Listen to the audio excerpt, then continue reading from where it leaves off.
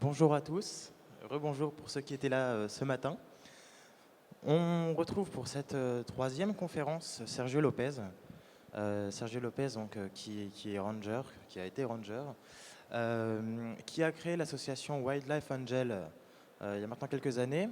Donc, à travers sa conférence, on va aborder plusieurs sujets divers. Il va y avoir, dans un premier temps, un état des lieux de la faune sauvage. Ensuite, on va aborder plus le quotidien du ranger et la manière avec laquelle il se débrouille dans la vie de tous les jours, dans les situations donc, que vous allez nous expliquer. Donc, je vous laisse la parole. On va procéder donc à la conférence et ensuite on procédera à une série de questions si vous en avez à la fin de la conférence. Je vous laisse la parole. Alors, ouais, c'est bon? Ça va? C'est bon. Bien, bonjour à toutes et bonjour à tous. Je vous remercie d'être présents aujourd'hui pour cette conférence dont le titre est, c'est marqué, Ranger au cœur du sauvage. C'est une conférence, vous le verrez, donc pour celles et ceux qui me connaissent, qui est un petit peu différente de celle que je dispense d'habitude, où je mets beaucoup plus l'accent sur ce que nous faisons, pourquoi nous le faisons, etc. Là, aujourd'hui, on va d'abord, dans un premier temps, aborder la situation, l'état des lieux de la biodiversité en général, et on va ensuite cibler plus particulièrement la faune sauvage. On va parler de la faune sauvage africaine, bien sûr, puisque Wildlife Angel intervient majoritairement en Afrique. Et on parlera également de la faune sauvage, pourquoi pas, de nos contrées, parce qu'elle est importante également. Et une fois qu'on aura vu cette partie-là, dans un deuxième temps, je vous propose de parler du quotidien du ranger. Pourquoi le quotidien du ranger? Parce que qui mieux que dans ce salon, nous pouvons organiser un tel échange. Vous avez ici des passionnés d'aventure, vous avez des explorateurs, vous avez des personnes passionnées de nature, vous avez également des survivalistes, ou tout du moins des gens qui aiment la survie. Vous avez également des personnes, des foyers qui aiment vivre en autonomie. Et bien justement, j'ai un très bon exemple à vous donner, celui des rangers. Ces gens-là ne font pas de stage, ces gens-là de survie n'ont pas des projets d'autonomie, ils vivent en autonomie complète, 365 jours par an, au sein des parcs nationaux, pour protéger la faune sauvage. Donc je pensais qu'aujourd'hui, dans cette conférence et dans ce salon, c'était le moment, pour la plupart d'entre vous peut-être, de découvrir ce métier, qui est déterminant aujourd'hui, vous verrez pourquoi tout à l'heure, et dans un deuxième temps, de leur rendre hommage en fait. Et dans un deuxième temps, ben pourquoi pas, c'est un petit peu, comment dirais-je, mon cadeau entre guillemets du jour, vous donner quelques techniques que ces gens-là utilisent pour s'en sortir au quotidien. Et vous verrez qu'elles sont d'application universelle, en sachant que ces gens-là, je vous le rappelle, n'ont pas à leur disposition la panoplie de l'équipement que vous avez ici. Ça, c'est important de l'intégrer. Quand vous venez faire un stage de survie, quand vous regardez les équipementiers, et Dieu sait s'ils sont efficaces et nombreux ici aujourd'hui, ben, les rangers n'ont pas le dixième de la moitié du matériel que nous, occidentaux, pouvons acheter. Et encore une fois, ils vivent en autarcie toute l'année dans un contexte relativement complexe, mais on verra après. Et enfin, dans un troisième temps, ce sera plus un échange entre vous et moi. Je vous donnerai quelques clés qui me sont très personnelles, qui ne viennent pas de moi, malheureusement. J'aurais aimé les inventer, mais non. Je ne fais que bassement copier ce qui m'a été enseigné à une époque. J'ai eu des professeurs un petit peu particuliers. Les professeurs que j'ai eus, ce n'était pas sur les bancs de la fac ou d'autres écoles. Les professeurs que j'ai eus, donc on peut les dénombrer en trois catégories. Les pygmées d'Afrique centrale, les bushmen, ce qu'on appelle les San, au Burkina Faso, au Botswana et en Namibie. Et dans un troisième temps, les Hadza de Tanzanie. Ce sont eux qui m'ont appris la brousse, ce sont eux qui m'ont appris les animaux, le pistage, à s'en sortir, et surtout, une qualité qui me manquait à l'époque, quand j'étais jeune et fougueux, elle est déterminante pour comprendre la nature, l'humilité. Et je vous assure, mesdames, messieurs, si aujourd'hui il y a une qualité dont nous manquons tous, eu égard à la biodiversité et à la nature, c'est bien d'humilité dont il s'agit. Nous pensons être le centre du monde, le centre de l'univers, c'est ce qu'on appelle l'anthropocentrage. C'est une erreur magistrale et c'est celle qui nous amène lentement mais sûrement vers le mur. Alors, puisqu'on parle de mur, allons-y. Première partie de cette introduction, la situation de la nature, de l'environnement, de la biodiversité. Vous savez que la biodiversité, c'est l'ensemble du tissu vivant de la planète. Donc on met la faune, on met la flore. Donc dans la faune, les vertébrés, les invertébrés, etc. Tous les ordres qui existent, tout ça, ça fait partie de la biodiversité. Qu'en est-il aujourd'hui en 2022 ? Alors, je vais commencer dans un premier temps. Wildlife Angel intervient prioritairement, je vous l'ai dit, en Afrique. On va parler un petit peu, je sais que c'est toujours intéressant, des animaux emblématiques africains. Les animaux emblématiques africains, les proboscidiens, c'est-à-dire les éléphants, les rhinocéros, les primates. En Afrique, il y a de très grands primates. Et également les félins. Au XIXe siècle, début du XIXe siècle, alors je ne veux pas vous assommer de chiffres, je vais vous en donner quelques clés à ne pas retenir, mais simplement un ordre d'idée. Il y en a deux qu'il faudra retenir, simplement deux. Mais je vous en donner un petit peu plus, simplement pour éclairer les grandes dimensions. Donc, comme je le disais, 19e siècle, 20 millions d'éléphants recensés sur le continent africain. Pas mal. 1950, des 20 millions, nous passons à 1,2 million. 2022, nous sommes sur le continent africain à moins de 400 000 éléphants d'Afrique, y compris la sous-espèce éléphant de forêt, qui est en danger critique d'extinction. En 150 ans, en gros, 20 millions, moins de 400 000. L'ancien colonisateur, quand il a mis le premier pied dans, on va dire, le golfe de Guinée, il s'est arrêté près d'un pays et les colonisateurs ont regardé à l'horizon et ils voyaient briller partout dans la savane. Ce qu'ils voyaient briller, ce n'était pas du diamant, le diamant est un peu plus bas et plus enfoui. Ils voyaient briller, ils se disaient mais qu'est-ce que c'est ? C'était des pointes d'éléphants. Et ils ont appelé ce pays la Côte d'Ivoire. Pourquoi ? Tout simplement parce qu'il y avait des centaines de milliers d'éléphants en Côte d'Ivoire quand le colonisateur a abordé les côtes qui sont devenues ivoiriennes. Aujourd'hui, moins de 100 éléphants, en Côte d'Ivoire, moins que dans les zoos européens, par exemple, ce qui vous donne une ordre d'idée. Pourquoi les éléphants ont disparu ? Vous le savez aussi bien que moi, ai-je besoin de vous le rappeler, mais je vais le faire quand même. L'ivoire. L'ivoire, objet précieux, convoité par les rois et les reines à une époque, convoité par la population de manière beaucoup plus démocratisée cette fois-ci. Donc, c'est un objet précieux, c'est un objet donc, qui s'échange, c'est un objet de représentation.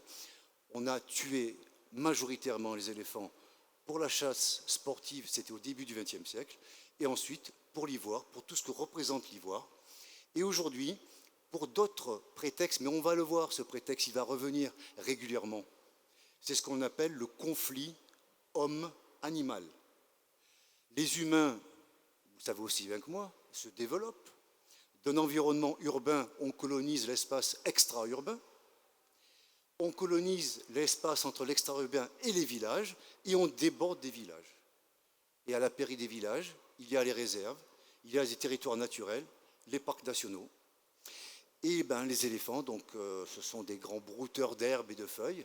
Quand ils voient de superbes pâturages, quand ils voient donc, des légumes très intéressants, qu'est-ce qu'ils vont faire ? Ils vont les manger. Et on oublie qu'effectivement, derrière donc, ces plantations, il y a des femmes et des hommes qui ont sué énormément, qui ont mis de l'argent également donc, pour développer leur potager. Et leur potager, en l'espace d'une minute, se fait détruire complètement par les éléphants. Donc ce conflit homme-animal est une nouvelle menace qui existe et qui est très complexe à résoudre pour nous, rangers. Parce que face à des criminels d'ivoire, on sait très bien comment se comporter. Et on sait comment, très souvent, la rencontre entre nous, rangers, et les criminels va se solder. On le sait très bien. Avec des gens qui défendent leur nourriture, qui défendent leurs gains, puisqu'ils ont planté, on ne peut pas avoir la même attitude ni le même comportement. Parce que si cela nous arrivait à nous, je ne sais pas comment on réagirait. Donc vous voyez que la complexité qu'il y a derrière, mais on ne va pas plus loin. Là, on a parlé de l'éléphant. Tout le monde voit ce que c'est, on est d'accord. On va parler d'un deuxième animal maintenant, convoité aussi, le rhinocéros. Il y a plusieurs types de rhinocéros. Vous avez les rhinocéros d'Afrique, comme les éléphants d'ailleurs, le rhinocéros d'Asie. Alors le rhinocéros d'Asie est en situation catastrophique, qu'il s'agisse de Sumatra, qu'il s'agisse de Java, d'Indonésie, en situation catastrophique. Il est au-delà du danger critique d'extinction, on n'est pas loin de l'extinction totale. Revenons en Afrique parce que là, on a une lueur d'espoir un petit peu différente. Vous avez deux types de rhinocéros en Afrique, le noir et le blanc. Je vous assure, regardez-les sur Internet ou en vrai, si vous en avez vu, on ne les différencie pas par la couleur. Hein. C'est un abus de langage. D'accord? Ils sont gris et gris. Mais si je vous dis les deux rhinocéros gris, vous n'allez pas comprendre. Donc il y a bien un noir et un blanc. Différence donc biologique, le blanc est beaucoup plus costaud, 2,5 tonnes à peu près, beaucoup plus placide. Il a une bouche donc relativement plate qui lui permet, comme une tondeuse à gazon, d'embrouter le gazon, il n'y en a pas en Afrique, l'herbe. En revanche, le rhinocéros noir, un petit peu plus petit, gris aussi, mais rhinocéros noir, gris aussi, un peu plus petit, lui c'est un cueilleur de feuilles, dont vous le reconnaissez à sa mâchoire en forme de bec. Lui, il n'a pas besoin d'une tondeuse à gazon, il a besoin d'un crochet pour arracher les feuilles, il ne se nourrit que de feuilles. Donc vous verrez, donc, un rhinocéros avec une forme de bec, c'est un rhinocéros noir. La différence aussi avec le noir, c'est qu'il est très agressif, contrairement au blanc qui est beaucoup plus placide. Ceci étant dit, ça c'est intéressant, mais ce n'est pas le but de ce témoignage. Les rhinocéros, il y en avait 1,5 million au début du XXe siècle. Aujourd'hui, il y en a 15, 18 000 blancs et moins de 3 000 noirs qui le rend en danger critique d'extinction, le noir. Si on perd le noir, c'est ce type de rhinocéros, donc c'est-à-dire qui attaque les feuillus, il n'y en aura plus sur Terre. Il en reste 3 000 à l'état sauvage. Mais 15 000 blancs, ce n'est pas non plus extraordinaire non plus. Hein. Celui-là est en danger également d'extinction, pas forcément critique selon les experts, malgré tout. Pourquoi le rhinocéros est-il en danger critique d'extinction? Le conflit homme-animal, lui, non, pas trop. Il n'apprécie pas trop la proximité de l'homme. Il ne va pas se nourrir dans les potagers, il ne va pas se nourrir dans les grands champs des agriculteurs africains. Donc, ce n'est pas un animal que l'on rencontre vraiment à proximité des villages, etc. En revanche, il est doté d'un attribut extraordinaire, pour certains, certainement pas pour vous ni moi, sa corne. Et quand je parle du noir et du blanc, je dis ses cornes. Il en a une longue devant et une beaucoup plus courte en postérieur. Dans cette corne qui est faite de kératine, ce n'est pas une corne comme les antilopes ou comme les buffles, c'est de la kératine. Ce sont une agglomération d'ongles et de cheveux. C'est ça. Mais il y a des personnes, donc, overseas, comme on dit, donc, dans des continents lointains. Après, je balance, rassurez-vous. Là, au départ, je fais un petit peu le suspense, mais après, on va donner des noms. On va balancer. On est là pour ça. Donc, dans certains continents, il y a des personnes qui se disent c'est pas mal ça, parce qu'on a des anciens dans notre médecine ancestrale qui disent que si on se nourrit, ou tout du moins si on boit, alors on prend un morceau de corne, on le pile, on touille, et après on boit. Et l'avantage est multiple aujourd'hui, parce que chaque année, on découvre de nouvelles vertus à ce produit, cet extrait de corne de rhinocéros. La première vertu, ça c'est ancestral, c'est de dire ça donne de la vigueur à ces messieurs. Ah, c'est cool, oui. Si parfois vous avez des baisses de forme, ça peut arriver à tout le monde, hein, je vous rassure. Un petit peu de corne de rhinocéros et ça repart. Et madame est contente. Super. Deuxième élément, maintenant, ça guérit le cancer. Peut-être que dans quelques mois, ils vont nous dire que c'est mieux que la chloroquine et que ça permet effectivement de soigner la Covid aussi. Et c'est également, et là on oublie un petit peu, un objet précieux. Vous avez énormément de sultans à une époque qui avaient des poignards, qui avaient des petits glaives courts, dont le manche donc, était en corne de rhinocéros. Bon, ça, ce n'est pas forcément la grande raison. La grande raison, c'est que c'est un produit qui est consommé ou en Asie du Sud-Est, ou en Chine majoritairement, la Thaïlande et le Vietnam. Grosse majorité en Chine. C'est une aberration. Scientifiquement, on n'a jamais prouvé que cette corne, alors bien évidemment, elle n'a jamais soigné le cancer, et encore moins les maladies, même la vigueur sexuelle du mâle Homo sapiens, ça n'a jamais été prouvé. Par contre, ça fait partie de l'imaginaire populaire, de l'imaginaire ancestral. Et aujourd'hui, vous avez des populations en Chine qui croient dur comme fer aux vertus de ces cornes de rhinocéros. Ils ont été massacrés au cours du XXe, mais surtout au cours des 15 dernières années. Alors souvent on me pose la question, alors peut-être vous allez le faire tout à l'heure, mais je vous anticipe, mais pourquoi ces 15 dernières années? Alors que ça fait des années qu'on s'appuie sur une médecine séculaire, la médecine chinoise est séculaire. Comment se fait-il que depuis 15-20 ans, c'est simple, ce sont des objets illicites qui sont interdits à la vente et au commerce, vous le comprenez. Avant, qu'est-ce qu'on faisait? Avant, on essayait dans des bateaux, dans certains transports de fret aérien, de faire passer clandestinement des cornes. Aujourd'hui, avec l'implantation de très nombreuses, c'est un secret pour personne, hein, de très nombreuses multinationales du sud-est asiatique en Afrique, ces multinationales gèrent également le transport. Donc ça leur permet tous les jours d'envoyer des conteneurs avec de la marchandise licite, avec à l'intérieur de la marchandise illicite. Et c'est comme ça que le commerce a explosé. Deuxième raison, là on parle du mode d'acheminement, deuxième raison, elle est essentielle, si avant cet objet tant convoité, cette corne de rhinocéros, était simplement utilisé pour des vertus médicinales, aujourd'hui, ça en devient un phénomène de société et de snobisme. Si avant, par exemple, ce soir, je vous invitais, on a passé une bonne journée, on va se faire un petit rail de coq, d'accord? Ça faisait bien parce qu'on était dans une communauté où on se retrouvait autour de la coque, pourquoi pas, hein, chacun fait ce qu'il veut. Aujourd'hui, dans certaines populations donc riches de ces pays-là, on partage de manière sympathique, on échange avec des amis un petit peu de breuvage à base de cornes de rhinocéros. C'est devenu également un symbole de snobisme, d'une certaine richesse qui vous permet d'accéder à un certain rang de la société. Et bien évidemment, nous sur le terrain, c'est dramatique. Nous avons en face de nous des criminels. Depuis le départ, vous ne m'avez pas entendu parler de braconniers. Braconnier, c'est un terme que je déteste. Parce que braconnier, ça renvoie à notre imaginaire, toutes et tous. On se rappelle le petit braconnier qui pose un petit collet, qui récupère un lapin et qui va le vendre subrepticement sur un marché le dimanche matin. Non, là on ne parle pas de braconnier, on parle de criminels de l'environnement. On parle d'écocide lorsqu'on détruit volontairement, intentionnellement les éléphants d'Afrique, les rhinocéros. Il y a des discussions aujourd'hui dans certains pays du sud-est asiatique qui consistent à dire si l'ivoire est beaucoup moins cher que la corne de rhinocéros. Aujourd'hui, sur le marché du consommateur, le kilo de corne de rhinocéros se négocie autour de 60 000 $ US le kilo. Beaucoup plus que certaines drogues dont je parlais.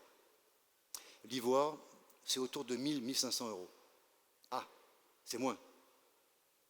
Comment pourrait-on faire? C'est pas compliqué. Si demain, on mettait en place un plan d'éradication de l'éléphant d'Afrique, il n'y en a plus, donc plus d'ivoire derrière. Vous imaginez tous ceux qui ont des stocks conséquents d'ivoire, sur quoi ils sont assis? Sur une fortune potentielle. Là, on est dans de la spéculation.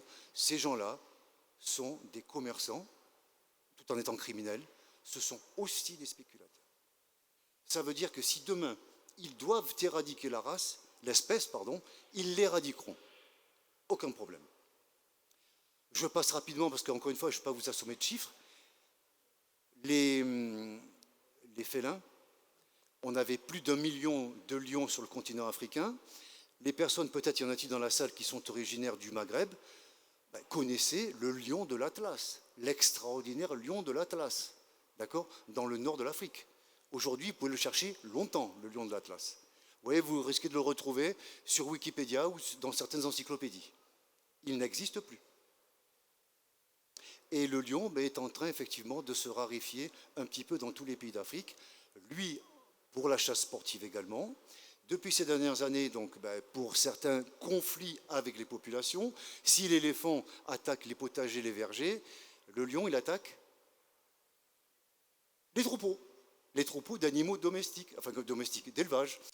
Ils vont attaquer donc les éleveurs peuls qui sont dans la partie ouest de l'Afrique. Donc ils vont attaquer les troupeaux de vaches, ils vont attaquer les troupeaux d'ovins. Et après, donc, dans la partie orientale, c'est-à-dire est, Tanzanie, Kenya, Ouganda, là c'est la même chose. Ils vont attaquer donc les bergers. Vous avez les Maasai au Kenya, donc, que je connais bien, qui régulièrement donc, se font taper donc, des vaches. Et pour eux, la vache, c'est extraordinaire, c'est déterminant. Hein. D'accord ? Par les lions, donc là, il y a tout un conflit qui se développe. Et enfin, maintenant, le dernier, et non le moindre, vous allez me dire que je focalise, non, pas du tout, c'est un constat. Je ne m'appuie que sur des faits. Il y a une espèce de boisson alcoolisée qui se développe énormément donc, dans certains pays du sud-est asiatique. C'est ce qu'on appelle le vin de tigre, qui consiste à mélanger un alcool avec des os de tigre broyés. Vous connaissez aussi bien que moi l'état du tigre aujourd'hui dans le monde. Les effectifs donc, ont fondu comme neige au soleil. Un tigre, c'est très proche d'un lion, quelque part. Donc aujourd'hui, vous avez donc énormément de consommation d'os, de lions, qui partent plutôt d'Afrique australe, parce que c'est là où nous avons les plus grandes populations de lions. Et tous ces os donc, sont vendus sur le marché du sud-est asiatique pour en faire un vin apprécié des consommateurs.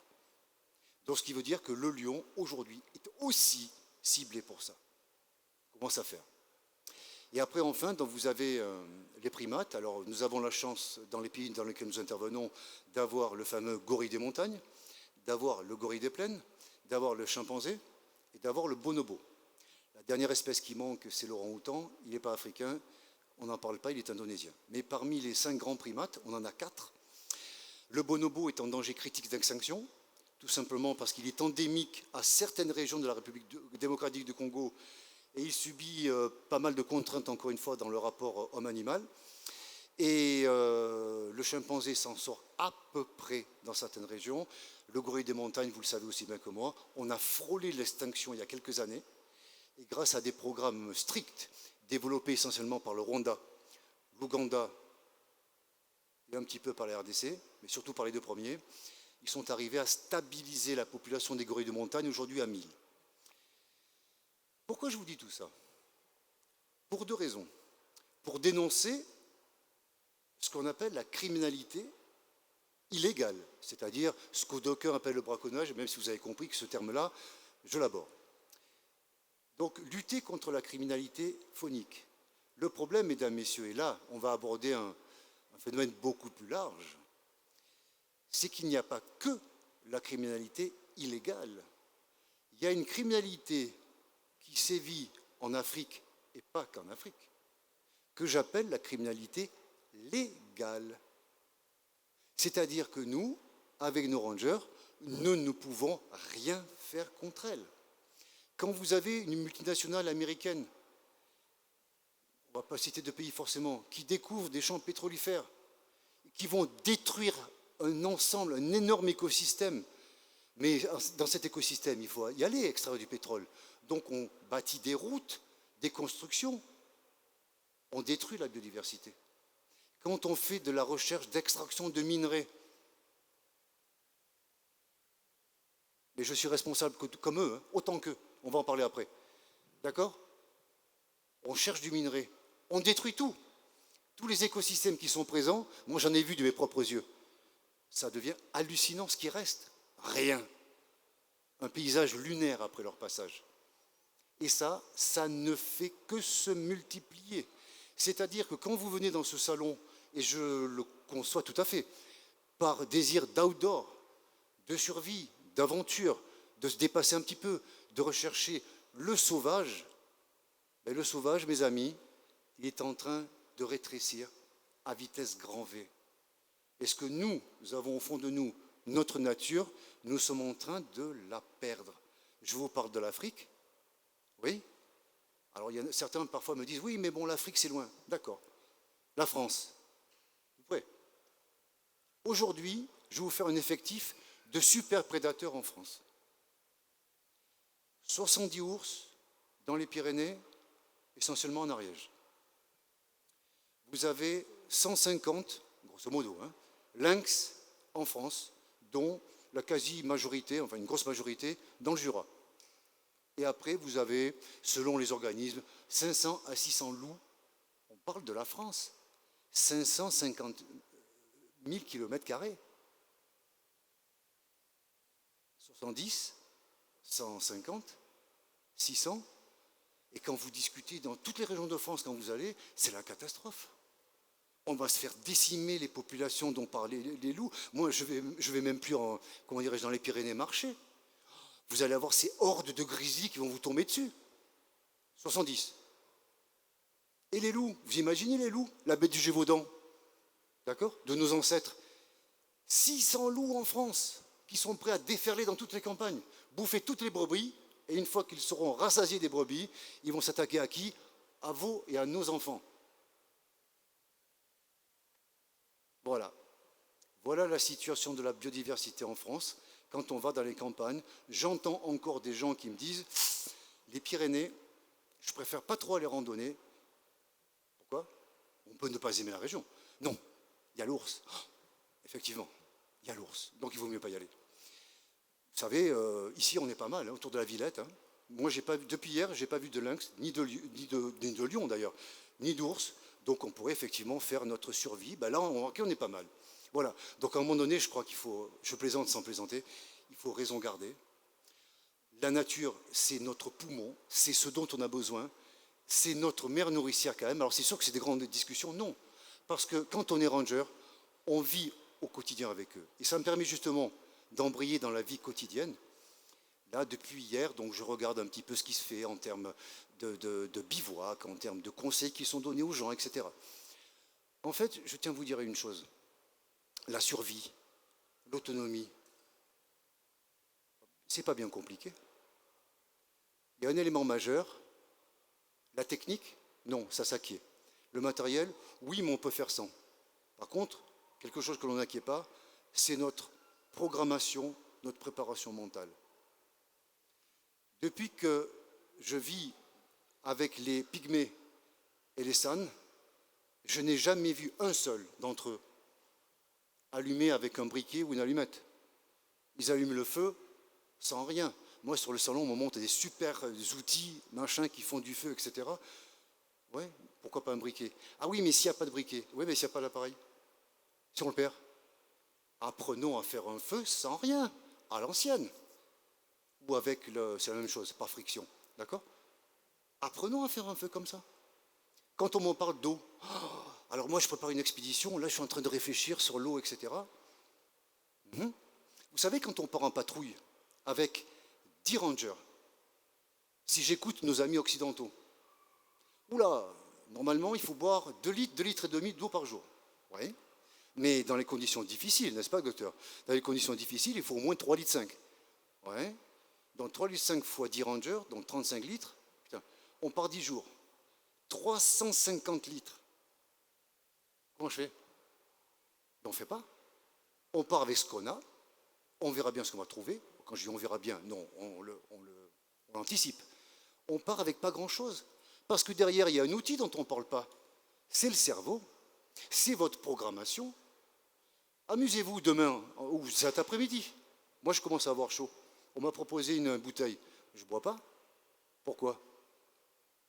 Parce que vous croyez que je vais être dans un état tel que dans une demi-heure, il me faudra absolument de l'eau. C'est mon cerveau qui me dit il fait un petit peu chaud, tu devrais boire. Et moi, je lui dis non. C'est trop tôt, je n'ai pas envie de boire maintenant. Parce que j'ai un travail à faire, j'ai un message à faire passer, bien plus important que de me rafraîchir le gosier. Parce que c'est ce que je vais faire. Je vais me rafraîchir le gosier. Je ne vais pas être en situation de survie. Je ne vais pas mourir dans 3 minutes parce que je n'ai pas ma bouteille d'eau. Programme son mental. Quand on boit par gorgée. Et on se dit 2 gorgées. Comme notre ami là, il va boire 2 gorgées, n'est-ce pas?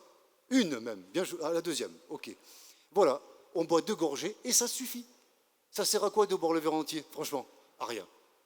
Si ce n'est, encore une fois, à satisfaire son esprit. Ainsi, vous pouvez commencer à gérer et peut-être avoir moins besoin de 2 litres d'eau par jour.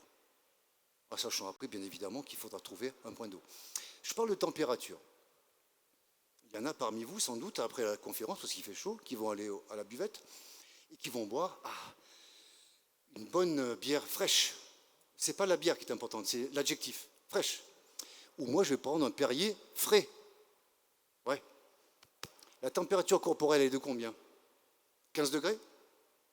Alors, vous n'êtes pas des homo sapiens sapiens. Si vous avez une température de 36 degrés, vous êtes sapiens sapiens. Donc, vous n'avez pas besoin d'eau à 15 degrés. Vous pouvez boire une eau à 36 degrés. Ah ouais, mais c'est dégueulasse. Vrai. Le goût n'est pas bon du tout. C'est pour ça que quand on est en situation avec des rangers, on récupère quelques décoctions de plantes, si possible, donc, qui ne vont pas nous tuer, qui ne vont pas nous empoisonner.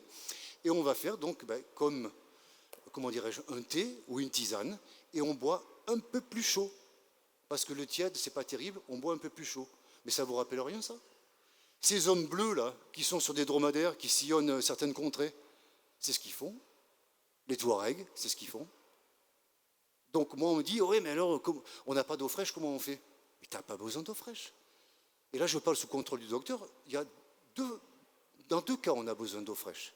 Quand on a une température corporelle qui monte très fort parce qu'on fait un gros effort intense au soleil, la température fraîche peut motiver, ou tout simplement quand on a une grosse fièvre. Là, effectivement, une eau fraîche peut descendre la température. C'est tout. On a besoin d'eau à 36 degrés. Et on n'a pas besoin de 2 litres d'eau et demi par jour. Ça, c'est encore une invention, j'ai rien contre eux, de certaines personnes, de certains occidentaux, qui n'ont jamais souffert de la soif, comme nous pouvons souffrir au quotidien dans certaines régions. Quand je dis nous, je parle des rangers. Le bivouac. On va en parler du bivouac. Alors, les techniques de bivouac. Oui, alors il faut mettre telle bâche, puis tel bois, etc. Ouais, faites un peu ce que vous voulez. Faites comme vous voulez. Ce qui est important, ce n'est pas la façon dont vous allez faire le bivouac. C'est où vous allez installer le bivouac. Et ça vaut également pour une maison, ou une maison, une cabane, ce que vous voulez. Il est toujours important de savoir où vous allez la positionner. Parce que dans ces pays-là, en Afrique par exemple, il fait beau aujourd'hui, puis soudainement, de fortes précipitations qui n'ont de tout. Mais votre bivouac, il peut ne pas tenir longtemps. Deuxième raison, et vous le comprenez, il y a des animaux dans ces pays-là, ouais, ils étaient avant nous, donc on va respecter. Et ces animaux, il peut s'agir donc d'éléphants, on en parlait tout à l'heure avec un ami, il peut s'agir donc d'hippopotames. Je vous rappelle au passage que c'est le mammifère d'Afrique qui tue le plus de personnes par an, l'hippopotame. Et en fait, vous pouvez avoir également des petits insectes, des fourmis a priori très inoffensives. Le problème, c'est qu'elles sont des centaines de milliers et qu'elles peuvent effectivement engendrer non seulement des jeunes, voire plus. Donc là encore, quand on choisit de mettre son bivouac, on tient compte de tout cela. Ça fait partie de notre quotidien. Ça, c'est important. Dans le métier du ranger, il y a également, donc, et ça, je n'en parle pas, je vous laisse après dans les mains expertes, d'ici, on va dire une demi-heure, dans les mains expertes de notre directeur médical de chez Wildlife Angel, Joël. Il va vous parler donc des soins médicaux en environnement lointain, parce que, prenons un exemple très concret, vous avez une hémorragie ici. Primo intervenant, vous mettez un garrot. Vous appelez, on appelle le combien aujourd'hui ici? C'est quoi, le 18? On appelle le 18. Allez, dans 10 minutes, ils sont là. J'ai souvent essayé d'appeler le 18 en Afrique, même avec le code, le bon indicatif. Jamais vu personne arriver. Ni hélicoptère, ni ambulance, personne. Ce qui veut dire que le garrot, vous pouvez le garder 8 heures, 15 heures, 24 heures, 36 heures, et après, là, c'est pas moi l'expert, tu nous raconteras ce que ça peut donner si on garde un garrot 3 jours. D'accord? Il n'y a personne. Nous sommes en autonomie totale, y compris pour les problématiques médicales. Et Dieu sait si dans ces environnements-là, elles peuvent être importantes. On continue dans leurs activités, dans ces petites techniques qu'ils utilisent, la reconnaissance des animaux. La reconnaissance des animaux, je vois un petit peu dans certains stands, et c'est tout à fait intéressant, l'identification d'animaux. Ben, tiens, je vois une trace. Oh, tiens, là, donc, ben, ça m'a l'air d'être un faisan. Il y a 3 pointes là. Ah, ça doit être effectivement, comment dirais-je, un chevreuil. Il y a des bouquins pour ça, qui sont très bien faits. Vous avez la photographie des traces. Est-ce que vous avez déjà pisté en réalité, sur le terrain, des animaux? Ben, je peux vous dire qu'il y a un gap monstrueux, énorme, entre la trace que vous voyez sur le bouquin et ce qui se passe dans la réalité. Et ça aussi, donc à un moment donné, il faut avoir cette humilité.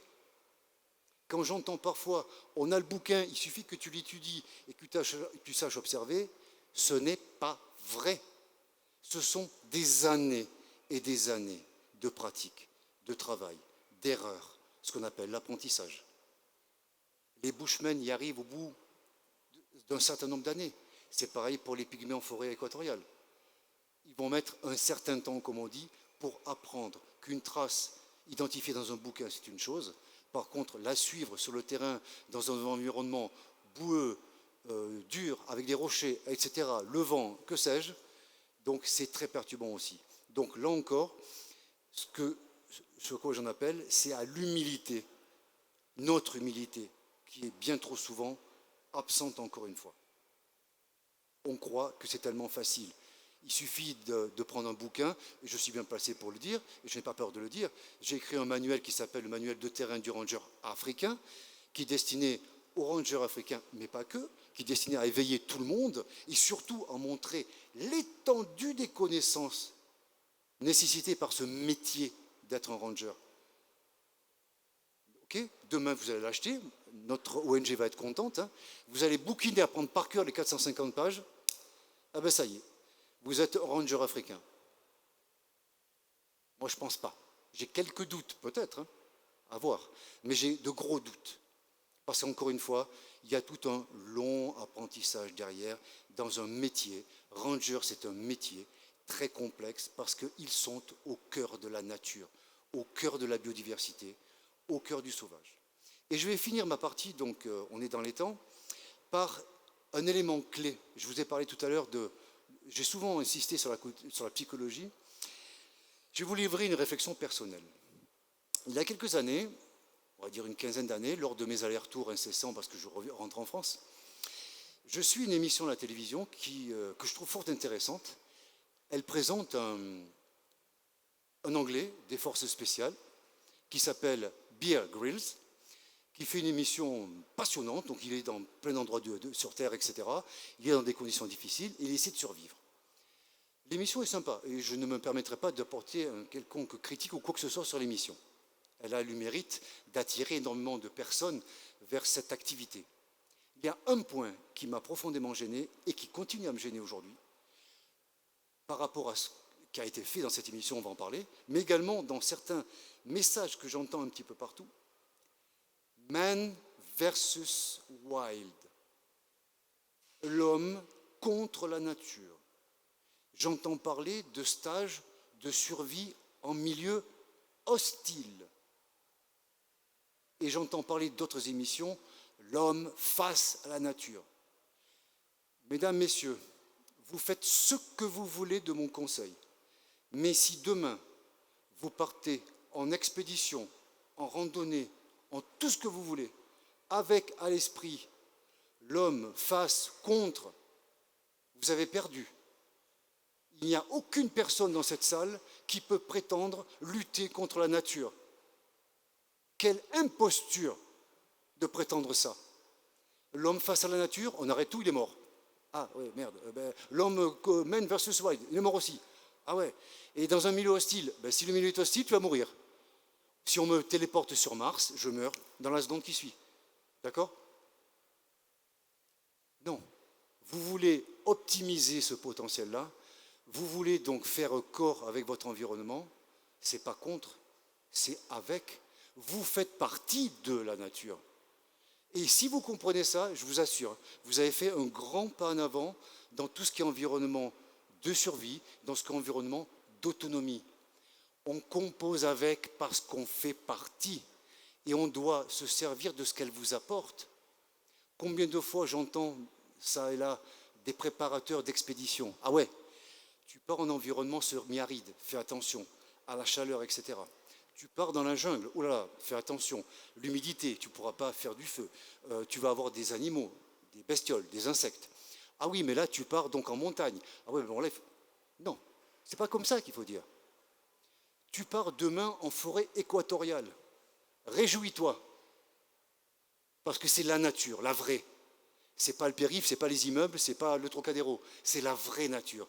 C'est l'endroit d'où tu viens, dans tes racines profondes. Réjouis-toi de partir là-bas. Et en plus, c'est super. C'est pas humide. Il y a de l'eau. Vous voyez la différence? C'est pas humide, il y a de l'eau. Donc je galérais pas pour en chercher. Oui, mais il y a des arbres. C'est super qu'il y ait des arbres. Tu vas pouvoir te faire une cabane. Tu vas pouvoir faire des surélévations. Tu vas pouvoir te faire un lit. Tu as des insectes. C'est génial qu'il y ait des insectes. Pourquoi? Tu vas les bouffer. Ben tiens, quand on est en situation de survie, ah non, désolé. Oui, ben désolé, vous savez, c'est quand on fait le tour comme ça. Non, je ne prends pas. Au bout de 3-4 jours, pour ceux qui ont vécu ça, ah, ça fait du bien quand même. Hein. C'est dégueulasse, c'est pourri, mais ça fait du bien. Donc, c'est comme ça qu'il faut le voir. Vous partez en environnement semi-aride. Oh là là, on va avoir chaud, etc. Non, réjouissez-vous. Là, il n'y a pas d'humidité. C'est sec. Atmosphère intéressante. Il y a du sable. Ça tire. Donc, il y a des traces. Mais s'il y a des traces, c'est plus facile pour pister les animaux qu'en forêt primaire. Vous voyez? C'est comme ça qu'il faut le voir. Réjouissez-vous d'être quelque part. Alors, c'est vrai que parfois, je leur dis, hein, ceux qui ont un accident et qui se retrouvent perdus, mon Dieu, je suis perdu en forêt de Fontainebleau. Mais non, réjouis-toi. Couillon, réjouis-toi. C'est un super moment. Ah ouais, mais j'avais un rendez-vous derrière. Ah ben tant pis. Ah ben c'est pas grave. Tu le feras demain ou après-demain. Réjouis-toi d'où tu es, parce que tu fais partie de la nature. Tu n'es pas contre la nature. Et ça, je vous assure, alors c'est marrant à dire comme ça, mais c'est une sacrée préparation mentale. Les gens ont peur quand ils partent. Vous entendez, amusez-vous avec des amis parfois. Vous leur dites, tiens, je pars en Afrique. Oh, oh. Ah ben tiens, la semaine prochaine, je pars en Amazonie. Oh, en Amazonie. Pourquoi? Oh, c'est dangereux. Ouais. Qu'est-ce qui est dangereux? Ah bien, les serpents, les animaux, etc. Par contre, bien évidemment, si je sors là tout à l'heure donc, et je me trimballe dans les rues, là, c'est 100% safe. Si je traverse Paris, toutes ces agglomérations, etc., la nuit, c'est 100% safe. Pourquoi? Il n'y a pas de serpents, il n'y a pas de lions, il n'y a pas toutes ces maladies, etc. Donc je suis en environnement sûr. Eh ben non. L'environnement sûr, il est là-bas. Je vais finir par une petite anecdote qui est quand même déterminante. Il nous est arrivé, depuis qu'on a créé Wildlife Angel, pas mal de soucis dans nos missions. On en a eu une en particulier en 2019, donc, qui était au Niger, dans le parc W. Et on étudie un petit peu les procédures donc, en cas d'attaque, parce que malheureusement, je ne vais pas rentrer dans les détails, mais on était sous menace avérée par certains groupes. Donc il fallait envisager des itinéraires d'extraction, d'évacuation, etc. Et à un moment donné, on réfléchissait, puis j'ai dit à un des responsables sur place, écoute, en cas d'attaque, si on ne s'en sort pas, on part dans la brousse, et c'est le meilleur endroit où on sera. C'est la brousse, l'endroit où on se sentirait le plus en sécurité. Et c'est ça qu'il faut que vous compreniez. C'est vraiment là, s'il y a un endroit au monde, c'est bien, alors moi je parle de la brousse ou de la forêt quand j'ai travaillé avec mes amis les pygmées, donc en forêt équatoriale, mais ça vaut également pour l'Amérique latine, que je connais beaucoup moins, ça vaut également pour les somptueuses forêts d'Indonésie, ça vaut pour tous les coins du monde, même pourquoi pas pour le nord des États-Unis, après ça dépend des biotopes. Quand vous êtes dans ces environnements-là, vous devez vous intégrer dans cette nature, prendre sa force et en aucune façon penser que vous allez lutter contre elle. Rendez-vous compte des termes qu'on utilise. Un tel a vaincu le K2, l'autre a vaincu l'Himalaya, l'autre il a vaincu tel océan. Non. On a traversé l'océan, on a escaladé l'Everest, on n'a pas vaincu. S'il s'agissait d'une réelle opposition, on est mort dès le départ.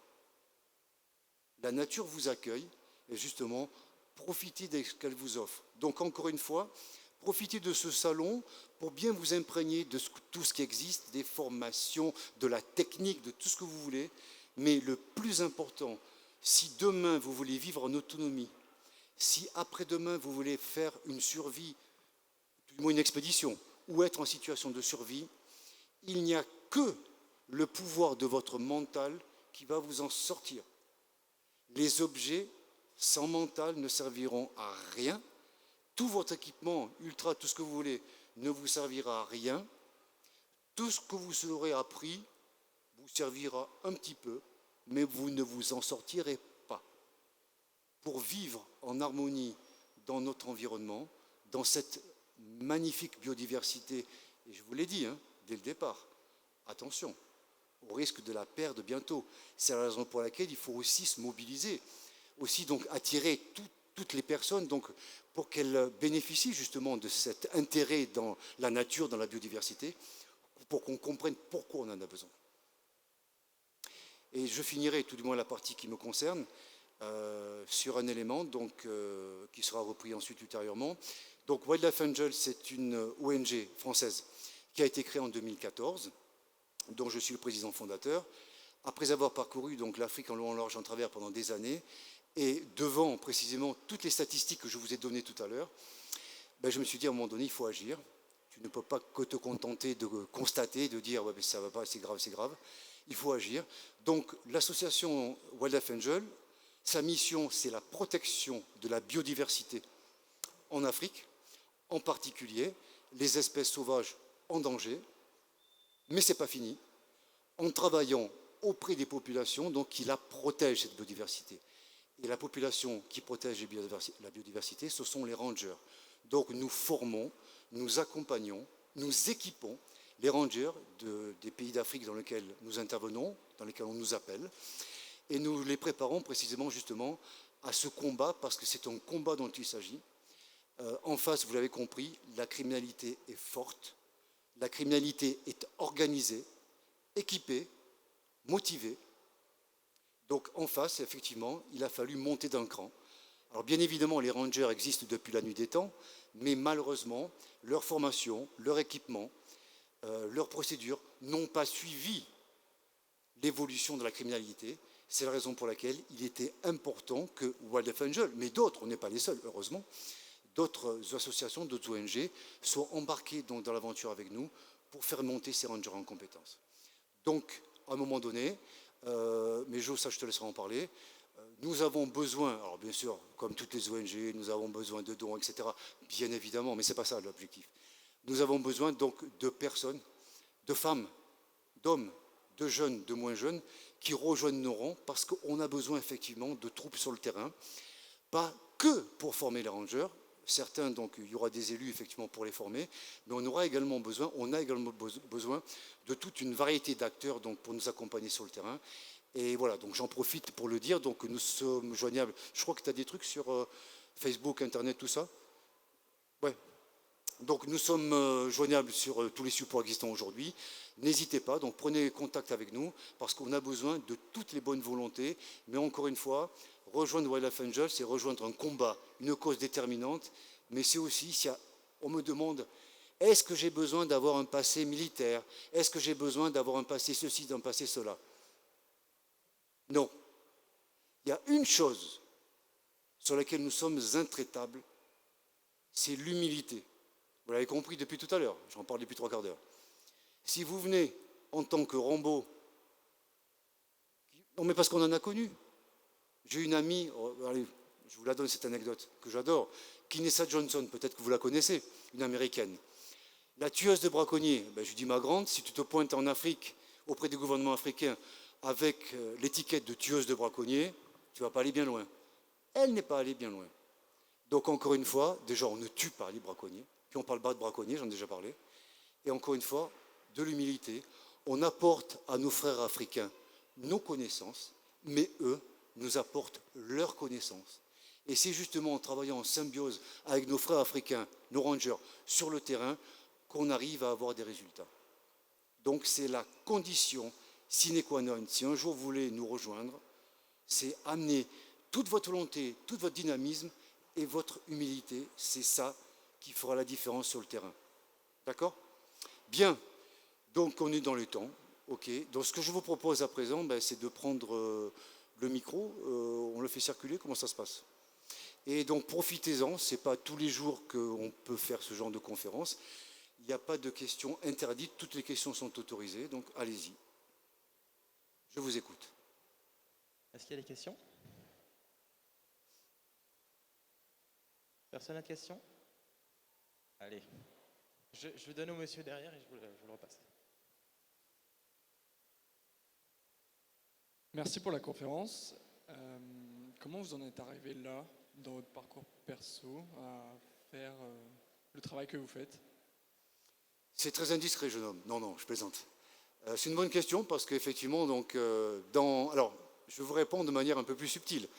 Je pourrais ne pas vous répondre en vous disant, j'ai écrit donc un ouvrage qui s'appelle Naissance d'un combat et tout est écrit dedans. Non, c'est une boutade, c'est vrai. Mais pour faire court, donc au départ, passé militaire, pas très long, mais passé militaire toutefois, qui m'a ouvert un petit peu à toute cette envie d'aventure, ces notions de survie aussi. J'étais dans un groupe un peu particulier. Et ensuite, donc, rapidement, l'Afrique. L'Afrique, par le prisme, non pas des animaux sauvages, ce qui peut paraître paradoxal, mais par rapport aux populations. J'ai une formation au départ, donc non sanctionnée, mais une formation malgré tout d'ethnologue. Et donc, je suis allé surtout pour les peuples dits premiers, les peuples primitifs. Je vous citais les San, les Bushmen, les Pygmées, les Hadza, etc. Je suis allé pour eux. Et ensuite, petit à petit, ils m'ont fait découvrir leur environnement. J'ai découvert la faune sauvage, que je connaissais comme tout le monde dans les bouquins. J'ai compris ce que c'était, j'ai compris un petit peu tout ce qu'ils m'ont enseigné. Et là, c'est vrai qu'on se prend une sacrée gifle. Parce qu'en tant qu'occidental, supposé tout savoir, on se rend compte qu'on ne sait rien. Et ces gens-là m'ont appris plein de choses. Puis après, j'ai voulu un petit peu faire connaître ça. Donc j'ai organisé des séjours touristiques, mais orientation, donc c'était dans le temps ça, orientation, donc découverte de l'environnement de ces peuples premiers, de la faune sauvage. En parallèle, pour gagner ma vie, parce que je ne faisais pas ça, je n'arrivais pas à compléter l'agenda, je me suis spécialisé dans la protection. Donc j'étais en protection rapprochée, donc, dans ce qu'on appelait en zone hostile à l'époque, dans ces environnements, etc. Et puis pendant des années, voilà, j'étais entre le travail auprès de la faune sauvage, le travail également avec la protection des personnes, jusqu'au jour où je me suis rendu compte, alors il y a toute une histoire qui m'est arrivée que je raconte, je rencontre une rhinocéros qui s'est fait massacrer, etc. Et là je me suis dit, il n'est pas normal que tu ne fasses rien, tu dois faire quelque chose. Et avec les connaissances que tu as, les entrées que tu as en Afrique auprès des individus, auprès de tout ça, tes compétences et ton relationnel, ton réseau, il faut faire quelque chose. Donc 1 an, 2 ans un petit peu à chercher, à repartir en Afrique, à prendre des contacts, à mesurer, à faire des audits entre guillemets, à mesurer ce qui ne va pas et ce qui pourrait être amélioré. Et 2014, création de Wildlife. Et là effectivement, donc après, des gens qui me rejoignent, qui m'amènent plein de compétences que je n'ai pas et qui permettent aujourd'hui d'avoir une réponse plus adaptée à la réalité. C'est clair? Voilà. Pour plus de détails, naissance d'un combat. Oui. Je me pose souvent la question quand je vais me promener en forêt ou dans ma campagne bretonne, et je vois cette année, mais ce sera de pire en pire, il n'y a plus d'eau dans les fossés, il y a plus rien. Comment ils font les animaux? Comment ils font? Ils vont mourir. Tiens donc, sans eau, il n'y a pas de vie, donc ils vont mourir. C'est une très bonne remarque. Et je vais au-delà de l'eau. Alors je vais répondre à votre question ou à votre remarque, et je vais aller au-delà. J'en parlais hier avec un jeune homme dans la salle, et ça par contre c'est quelque chose qu'il faut garder à l'esprit et qui est très grave, et trop souvent méconnu et peu expliqué dans les médias. Et après je vais revenir sur la problématique de l'eau, mais ça me fait penser à quelque chose. Vous avez 3 populations vivantes, on ne va pas parler de la flore pour l'instant. Vous avez la population humaine, vous connaissez le nombre que nous sommes, vous avez la population d'animaux d'élevage, et vous avez la population d'animaux sauvages.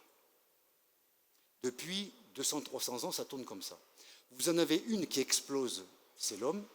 Vous en avez une autre qui se développe pas mal quand même, les animaux d'élevage. Et vous avez une qui régresse à vue d'œil, je vous l'ai expliqué tout à l'heure, dans la première partie, les animaux sauvages. D'un côté, vous avez cette offre, passez-moi l'expression, et de l'autre, vous avez des agents pathogènes, des virus, et des bactéries qui, elles aussi, vivent, ou eux aussi, les virus vivent. Et ces agents pathogènes, pendant des milliers d'années, ont tapé les 3 catégories. Et maintenant, nous sommes confrontés à 2 éléments déterminants. Le premier, population humaine qui explose, exponentielle. Les animaux qui suivent, parce qu'il faut bien nourrir la première, les animaux d'élevage. Et les animaux sauvages qui s'effondrent. Raisonnons par l'absurde, il n'y aura plus bientôt d'animaux sauvages. Les agents pathogènes vont se répartir désormais dans plus que 2 catégories, les hommes et les animaux d'élevage. Et il y a un nouveau paramètre qu'il faut ajouter à l'équation, c'est l'hyperconcentration. Quand vous avez des agents pathogènes qui ciblent une population, si la population est éclatée de, à la limite, 10 personnes sur 1 km², les agents pathogènes ils vont avoir du boulot pour aller choper les 10 sur 1 km². Par contre, ces 10, mettez-les dans 10 mètres carrés. Les agents pathogènes, c'est une aubaine pour eux. Et l'hyperconcentration, c'est ce qui se passe avec les humains et les mégalopoles, et c'est la tendance marquée aujourd'hui, et avec les animaux d'élevage, avec les fermes à 1000 vaches, les élevages de porcins de plus de 10 000 porcins, et également donc les élevages de poulets de plus de 150 000 poulets. Voilà ce qui arrive aujourd'hui. Ce qui veut dire que demain, on va avoir une déferlante d'agents pathogènes qui vont cibler prioritairement les populations humaines dans les grandes villes et les populations animales dans ces lieux clos où ils sont hyper concentrés. Et derrière, pour ajouter le summum dans tout ça, si vous rajoutez la mondialisation qui permet de passer d'un endroit du globe à un autre à vitesse grand V, vous avez un cocktail explosif. Et là, je ne parle même pas de réchauffement climatique, je parle sur ce constat-là. Et maintenant, si on rajoute sur ce cocktail explosif ce qui nous attend demain, c'est-à-dire donc la problématique de l'eau, pour avoir travaillé depuis des années dans le Sahel, c'est quelque chose que je souligne depuis des années. Attention à l'eau. Ouais, mais l'eau, la piscine, machin, etc. Oui, bien sûr, la piscine, machin, etc. Oui, l'eau sera l'enjeu des prochaines décennies. Ce sera des enjeux de guerre dans les prochaines décennies.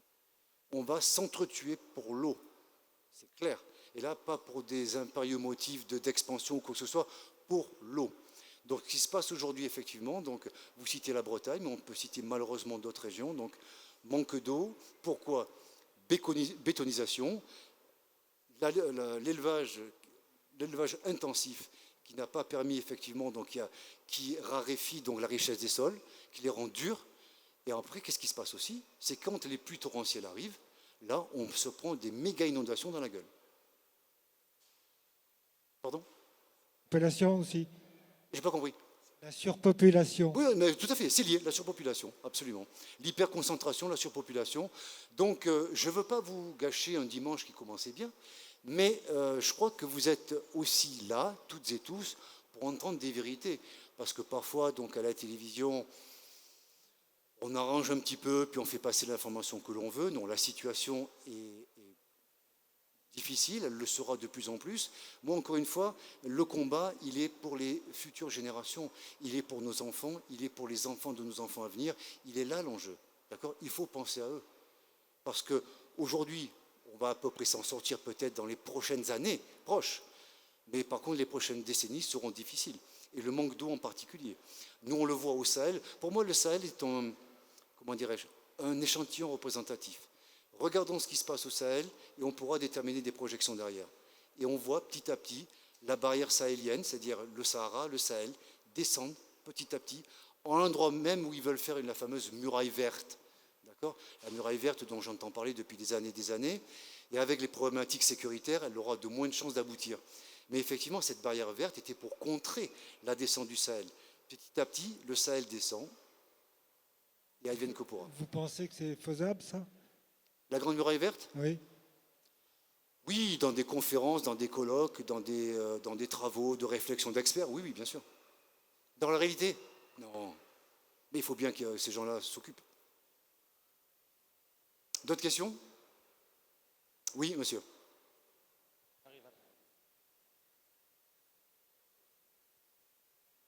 bonjour et Bonjour. merci pour la conférence. Merci.